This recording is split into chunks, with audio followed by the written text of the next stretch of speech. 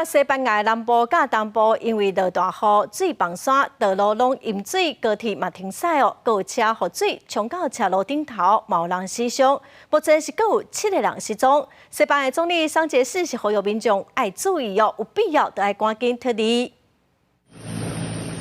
这架货车掉伫大水河甲岔路内底，救援人员坐直升机甲伊抢救。落落的溪水一直长，其中一位伫水底较深的所在，下半身落雨淹去，才才会当爬起来。落尾有甲人救到。西班牙南部甲东部因为大水祸，地区山中做大水，已经造成死亡。这架车后台伫落雨霾内底，记录阁有真侪车掉伫奇怪的所在。当局表示，接到失踪的通报，已经派出无人机。 除了落大雨，阁有透大风，原地降落伫瓦伦西亚机场的10个航班已经转往其他的城市，另外有部分航班取消或者是延迟。原来瓦伦西亚地区铁路网也受到影响。